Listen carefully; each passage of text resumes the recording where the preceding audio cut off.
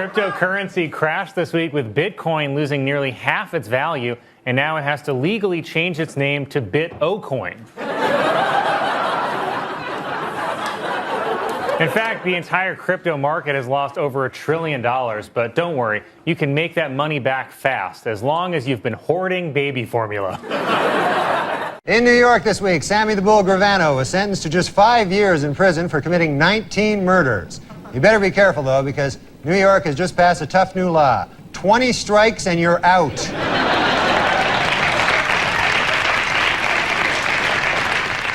Drake has released a line of scented candles that smell like him. And unfortunately, so has DJ Khaled.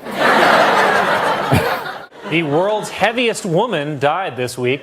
The world's heaviest woman was best known for her catchphrase, "Stop calling me that."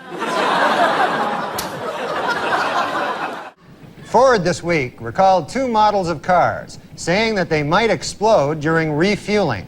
At Ford, quality is job 1. And job 2, making your car explode. Researchers in Uganda have observed a chimpanzee masturbating with a plastic bottle. Once full, the bottle was capped and sold as Dasani. It was reported that Buckingham Palace staff have been mocking Prince Andrew with a nursery rhyme. Said Prince Andrew, "Ooh, nursery."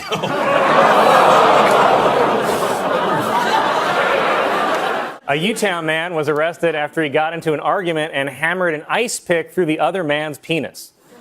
But hey, it's like they say, never bring a penis to an ice pick fight.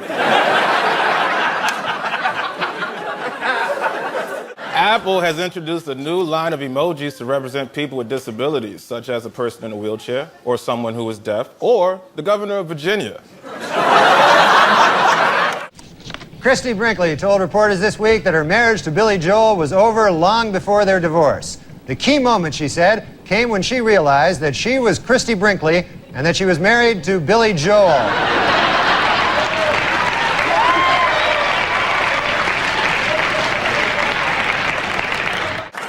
October is Blindness Awareness Month, so don't forget to say you're wearing a ribbon. New Yorker reporter Jeffrey Toobin has been suspended after getting caught masturbating on a Zoom call. And he's from the New Yorker, so you know that jerk was dry as hell.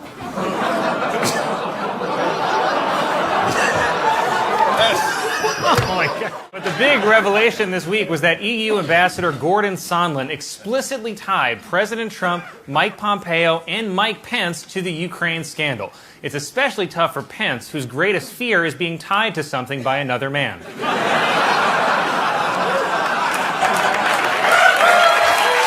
Musk offered to buy Twitter for over $40 billion so he can loosen its free speech rules. That's how badly white guys want to use the N-word.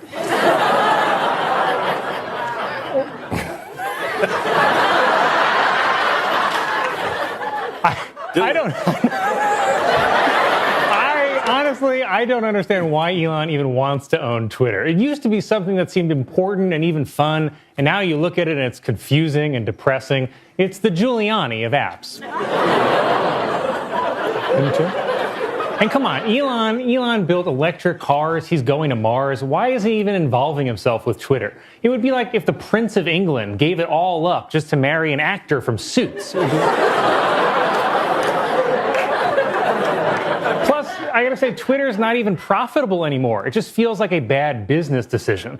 And I say that as someone who bought a Staten Island ferry with Pete. Archaeologists in Israel have discovered a 1,500-year-old winery. Wow, it's crazy that Jewish people have been making wine for that long and they still haven't gotten any good at it. 4 Pittsburgh children were found in a house strewn with garbage and human waste after they'd been abandoned by their parents for 2 weeks. The couple was charged with child endangerment, but to their credit, they did bring the children a present. A t-shirt that reads, "My parents left me for 2 weeks in a house full of human waste, and all I got was this lousy t-shirt."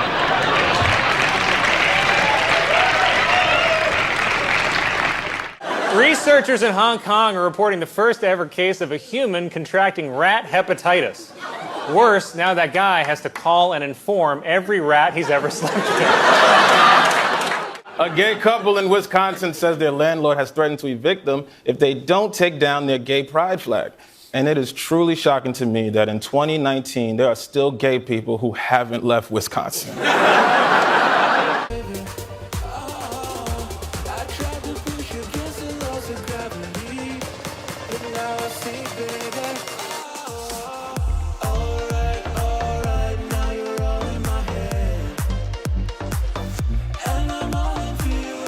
A company that creates the traditional Valentine's Day sweetheart candies has gone out of business and will not make them this year. But they had to know they weren't going to survive long in the Me Too era with candy that says, "Let's get busy, squeeze me," and then an all caps demand for consent. Las Vegas Airport has set up new receptacles that will allow visitors to dispose of their legal marijuana before boarding a plane. The receptacles look like this.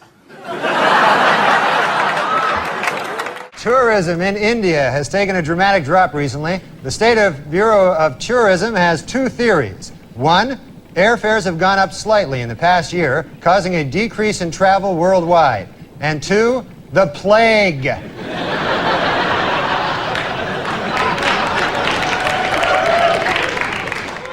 In an effort to end his long-standing feud with Dwayne Johnson, Vin Diesel posted an open letter on Instagram. Of course, for Vin Diesel, an open letter is just a C.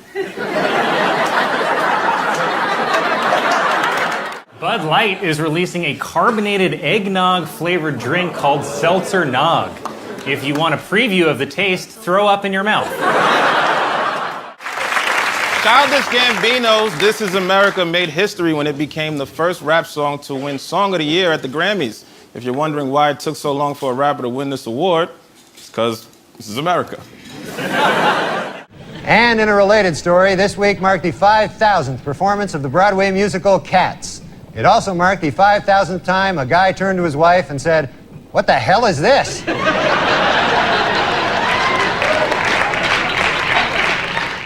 And a woman who lost her son's Grover doll while climbing a mountain had it returned after another climber found it, but only after Grover freed himself from a boulder by cutting off his own arm.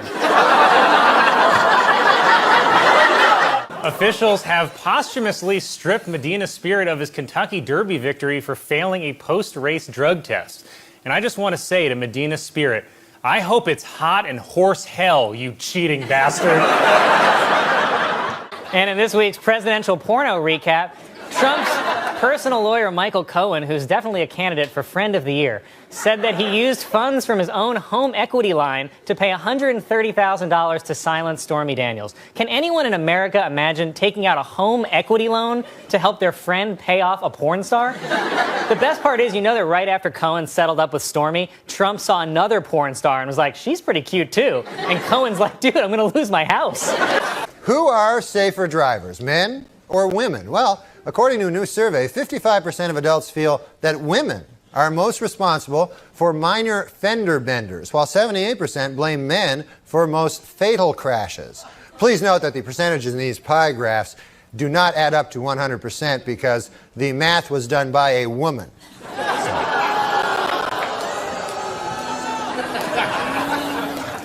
For those of you hissing at that joke, it should be noted that that joke was written by a woman. So now you don't know what the hell to do, do you?